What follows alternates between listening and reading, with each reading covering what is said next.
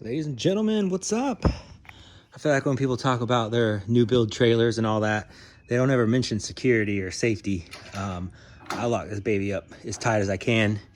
But I wanted to go over my first pressure washing trailer. I had this built at my local store here in Jacksonville, Under Pressure. Give a shout out to them.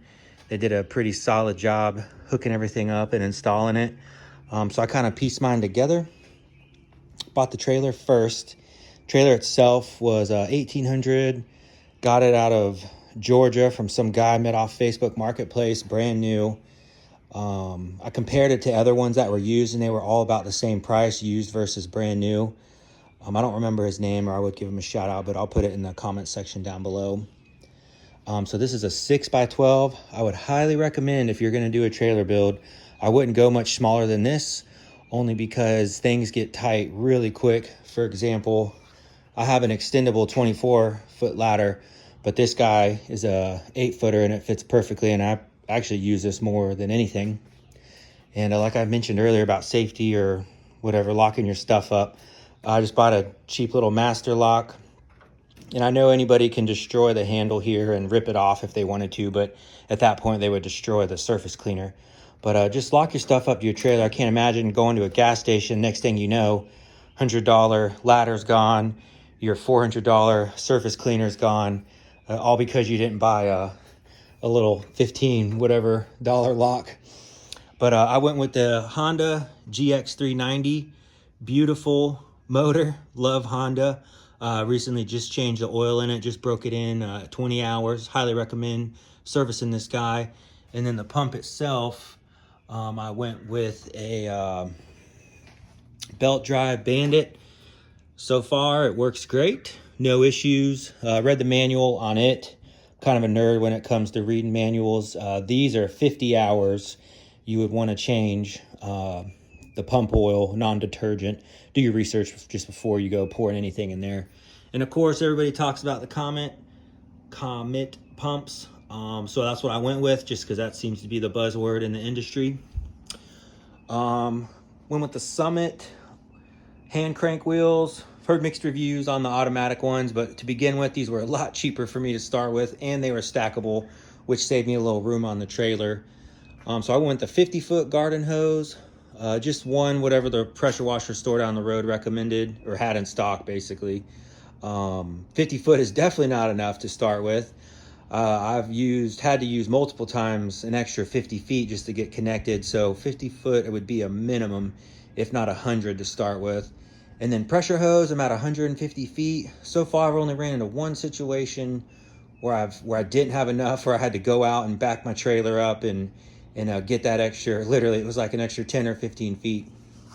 But so as far as my tanks go, I got a 15-gallon soap tank, which I wish I kind of would have went with just like a 5-gallon bucket. I feel like 15 gallons is a little overkill because I don't use a whole lot of surfactant, or just in general, I feel like we don't use a whole lot unless you're doing like a roof or something. I went with a 100-gallon water tank, and then a 15-gallon chem or SH chlorine, whatever you want to call it in the industry. And then I had them install water line as well. You do not believe how many times that has come in handy for me. Super easy. And then I also had them install a Hudson float valve. I would think that's standard, but maybe some people don't do that for their tanks. I don't know. And then my soft wash setup's pretty simple. I did a 7-gallon per minute pump. I can shoot about 30 feet straight up in the air. I can't get much more than that. So if I'm doing like a super tall, 2-story or 3-story building, I definitely have to get on the ladder to reach that extra. But we'll go over that in just a second. Plenty of pump up spares. I find Husqvarna is the best brand. Get you some cones, people. Safety out there on the road. God forbid someone rear end your trailer as you're parked on the side of the road and your trailer's all messed up. Just throw out a few cones out there.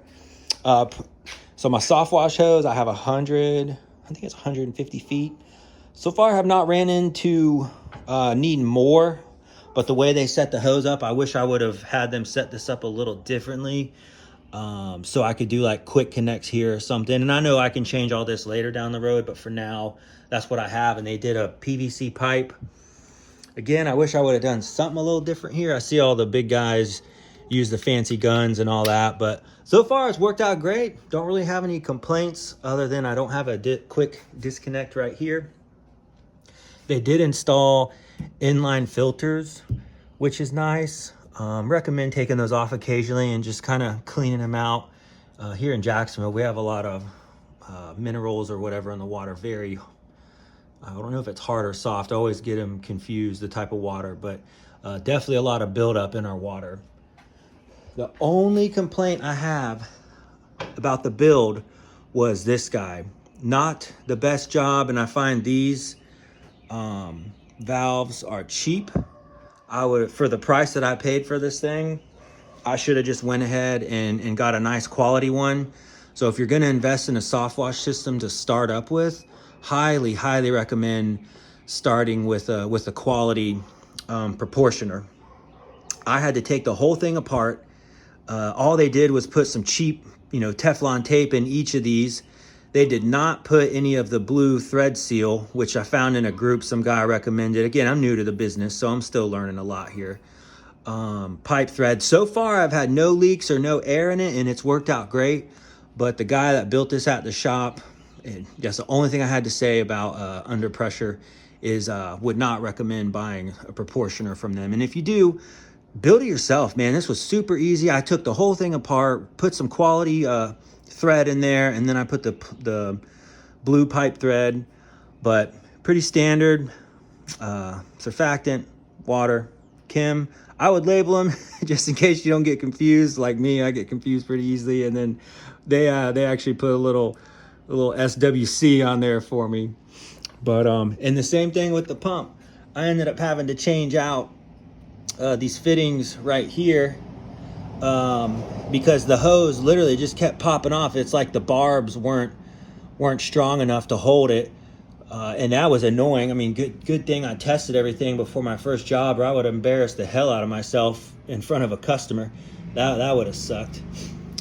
Other thing, when they wrapped it, all they did was put wire out here for the soft wash. I just went and bought some cheap electrical wire wrap and did the whole thing, because in my head I'm like, damn, this thing's out in the sun all the time, or when I'm out using it. I wish they would have taken a little better quality effort, because they originally ran this wire for the pump underneath the trailer, and it was just dangling there. And I'm like, damn, what happens if I run over something that clips my wire? Next thing you know, I'm replacing all the wire, and I can't use my soft wash pump that day because of something so petty or stupid, So I ran it above, and it so far it's worked out great. And then they did like a little inline fuse for me, and very, very simple on and off switch. You do a lot of walking if you don't have the big boy stuff of the on and off. What is it? Damn, I can't think of the word, but where you can shut your proportioner or your chem off automatically or whatever from a distance. But and then fun facts, they had ran, last thing I would say on the trailer, under pressure ran this in here. Sorry. So this hose goes all the way to here, which is my pressure hose. And I noticed it the other day. I'm washing, and I know there's chem injector and fuel, whatever injectors out there to be able to pull chemical through. Well, I'm washing a house off. I'm like, man, why does this water feel like soapy? Well, my dumbass didn't realize it at first, and I'm like, oh, let me wash my face off. It's hot here in Florida, Hell no, brother. I fucking did a nice shot of chlorine to the face. Granted, thank goodness it didn't pull a whole lot of chem, because I was using the ball valve, so it had finally pulled through, because I had, still new to the business, finally pulled chem through. Yeah, a nice shot of chlorine to the face. Was not a fun day. It was very lightly mixed, but I lost my smell for a good week there. For me, it was entertaining, because I'm like, what a rookie mistake. But shit happens. You live with it, and you move on. It's just, thank God it didn't get directly in my eyes. That would have been a real rough day. Other than that, that's all I got for you. So if I didn't mention it in the beginning of the video, like, subscribe. This is Precision Power Wash Jacks. Looking forward to finally start posting to my channel and to get going. Thanks for watching. Enjoy the rest of your day.